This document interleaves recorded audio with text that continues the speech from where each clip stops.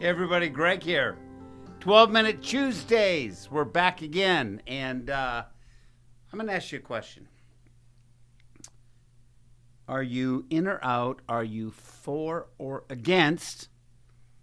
Are you with me or for me? I actually believe that we are going to have to be defined by what we're against in the days ahead. You know, when you're in a peacetime time, and I don't consider our time right now to be peacetime here in the U.S. or anywhere on the planet. When you're in peacetime, you can be defined by what you're for. When things are going well and there's no sense of resistance or persecution, you get to be defined by what you're for.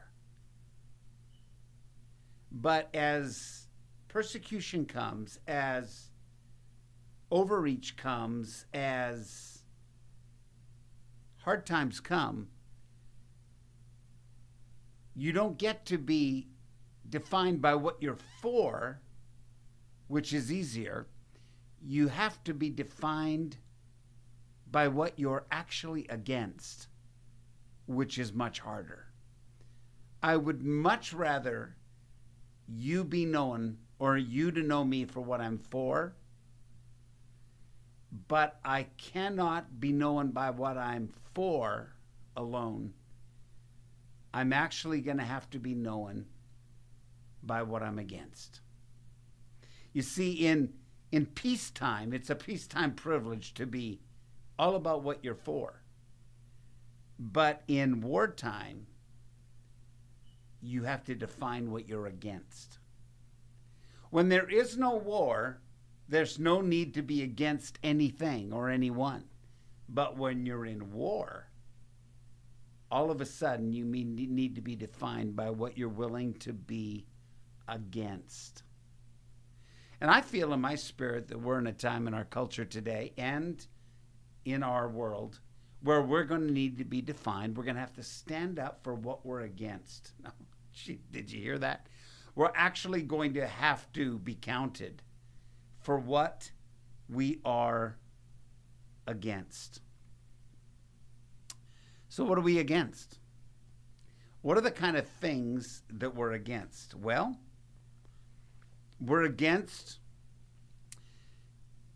by the way, everything you're against that is biblical, everything that you're against is actually things that hurt the world, hurt society. They hurt our world. They hurt our culture. You know, I'm against divorce because it screws up culture.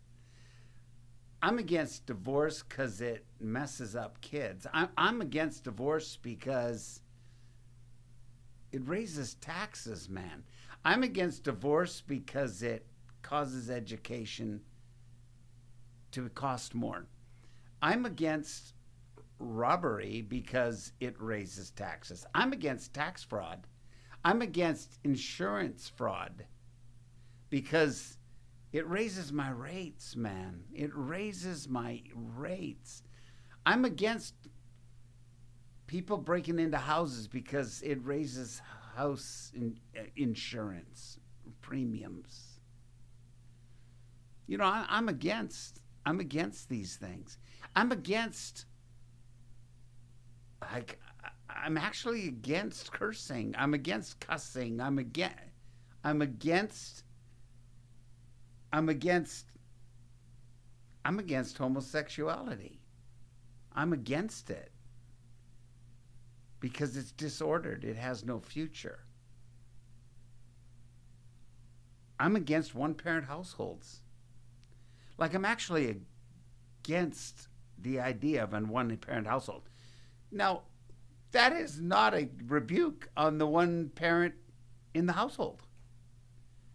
I just know that when kids grow up with one parent or one guardian, they're more challenged in their future than they would be if there were two. And I'm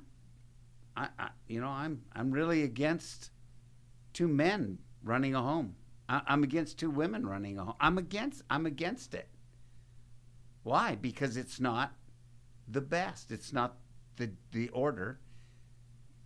that God created. Now, I'm not trying to be a jerk. I'm not even trying to be caustic. I'm not trying to pick a fight. I just know that it's time for us to be against some things. I'm against abortion. I'm against it. I'm against it. I'm against outbursts of wrath. I'm against all the sins. And that makes it easy when you say that. I'm against all sin. Well, okay. I'm against, that's good. But we're going to have to come to a place in our world where we're for. It's easier to be for Jesus than against abortion. It's easier to be for Jesus than against divorce. It's easier to be for Jesus than against transgenderism. It's easier to be for Jesus than against anything that Jesus asked us to be against. And Jesus said it this way in Matthew chapter 12, verse 40. He who is not with me or for me is against me. So Jesus didn't make it easy.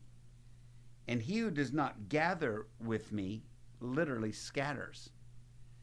So Jesus himself is saying, you're either for me or against me. You don't get to not be for me or not be against me. If you're not for me, you're against me.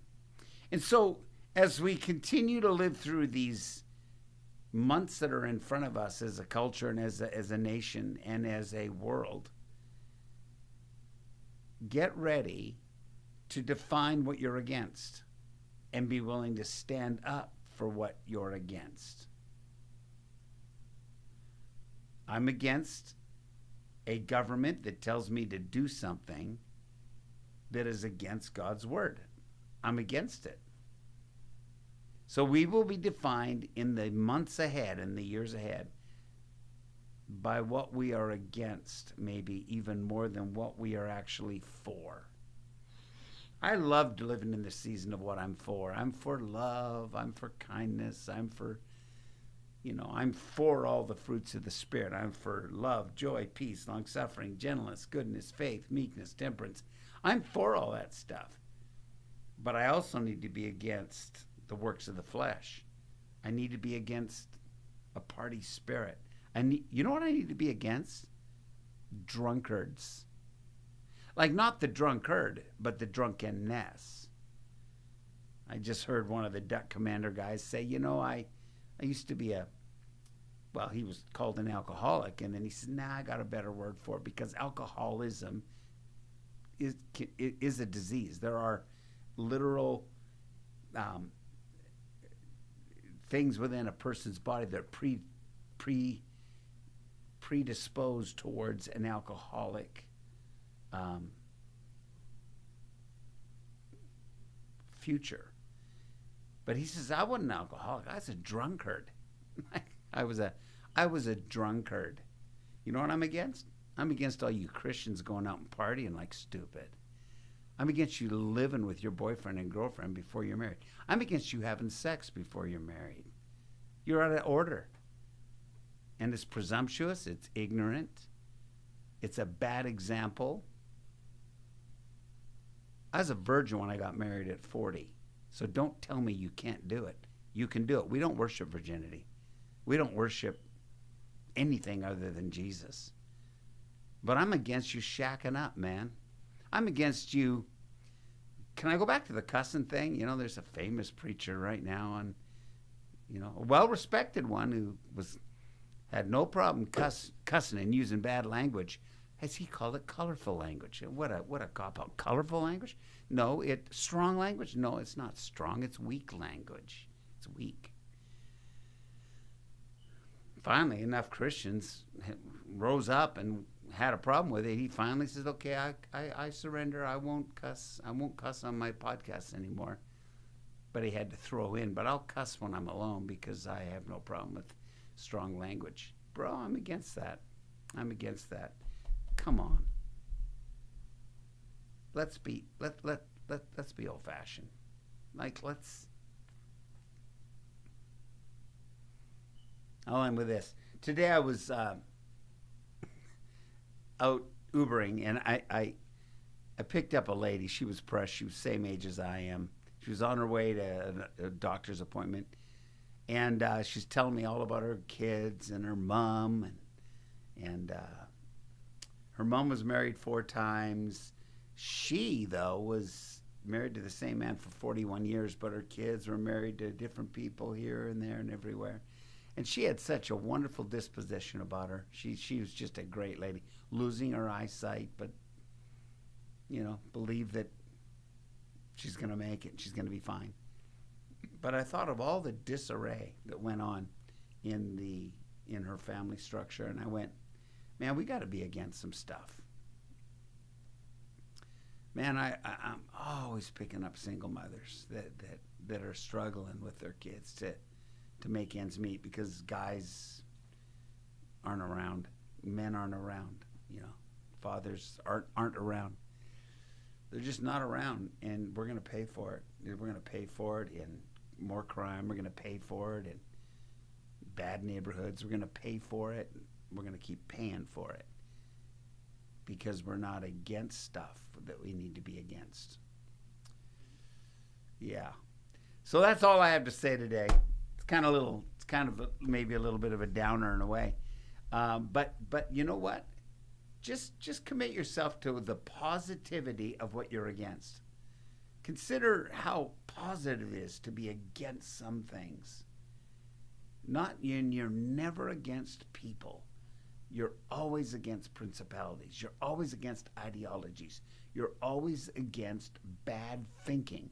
You're against, did God indeed say, which comes right out of the Genesis.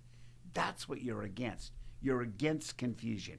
You're against doubt. Those are the things we're against. I am against stuff because I'm for God's creation. I am for his people. That's what I'm for. So there we are. That's my words for today. I hope you enjoyed them. I am out. See you later.